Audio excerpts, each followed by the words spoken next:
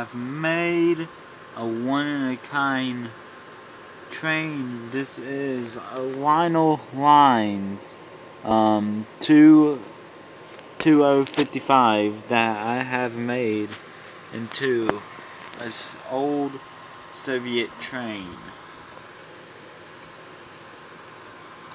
I mean, that's all I can really say about this.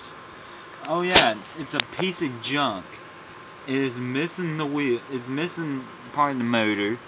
For some reason, somehow the back wheels do not line up, and they keep wanting to jump off the tracks. I have no clue how it done that.